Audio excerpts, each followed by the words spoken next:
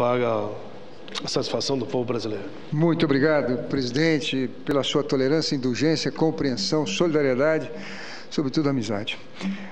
Presidente, eu quero cumprimentar os telespectadores da TV Senado, os ouvintes da Rádio Senado, ao público presente, ao Zezinho, nosso companheiro, a minha mãe querida que nos assiste lá no Rio de Janeiro. Pedir a Deus que nos abençoe nesse novo ano, que nós possamos aqui, com humildade, com esforço, construir o Brasil dos nossos sonhos.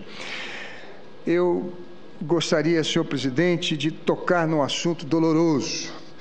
O que é esse assunto? O desabamento daqueles edifícios no centro da cidade do Rio de Janeiro, que vitimaram mais de 20 pessoas. E hoje nós tivemos uma outra surpresa desagradável em São Paulo.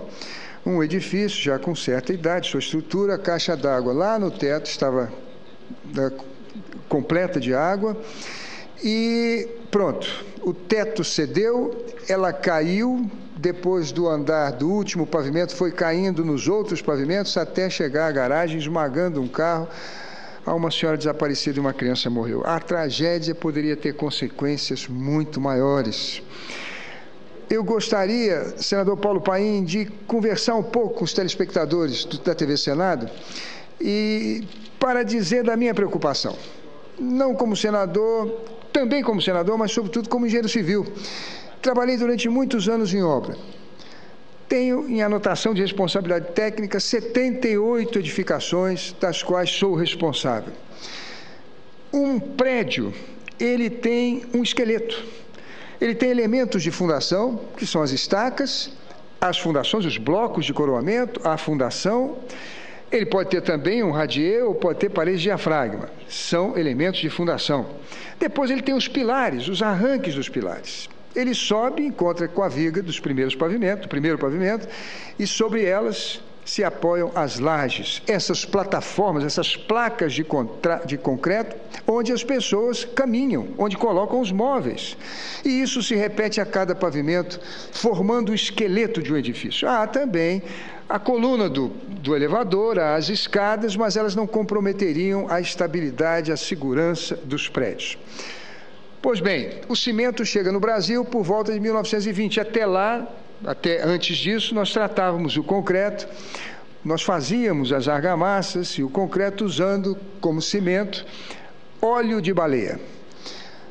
Quando tivemos o advento da nossa siderúrgica, por ocasião da Segunda Guerra Mundial, aí o uso do concreto armado, que é o concreto com barras de aço, ele passou a ser usual em todo o nosso país, mas isso se deu na década de 40, 50 do século passado.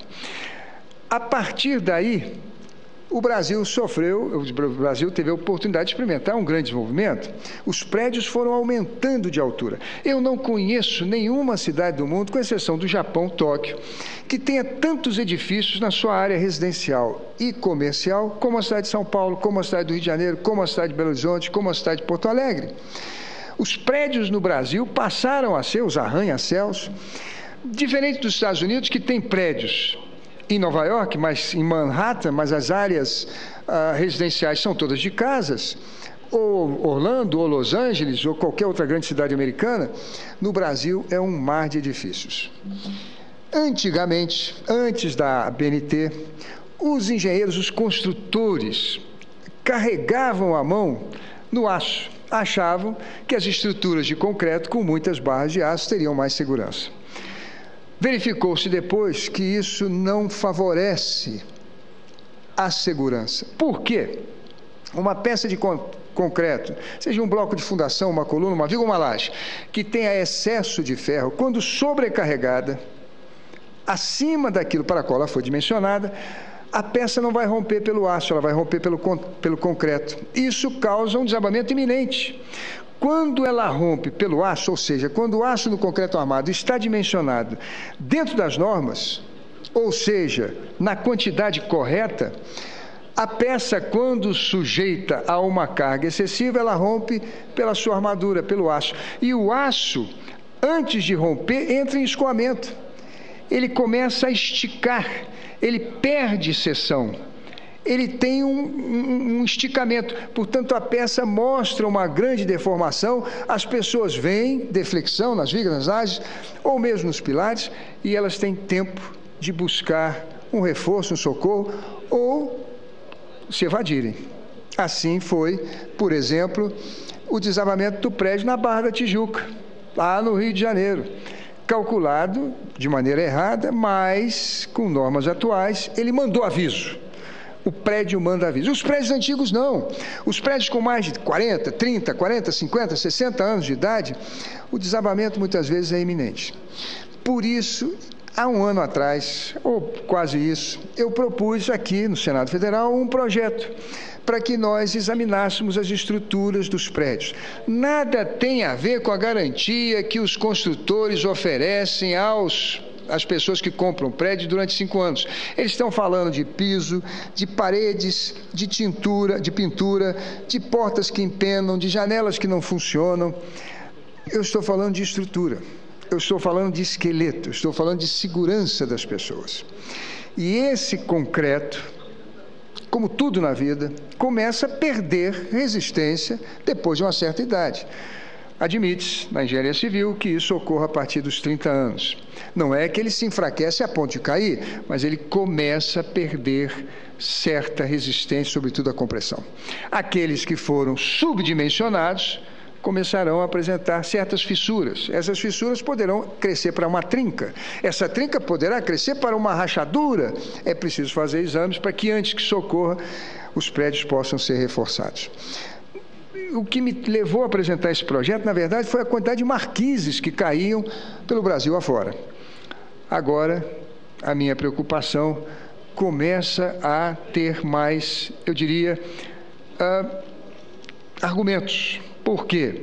Porque nós estamos vendo prédios caindo, como esse de São Paulo hoje, que nos deixa muito preocupados. Esse projeto está na Comissão de Desenvolvimento Regional e Turismo.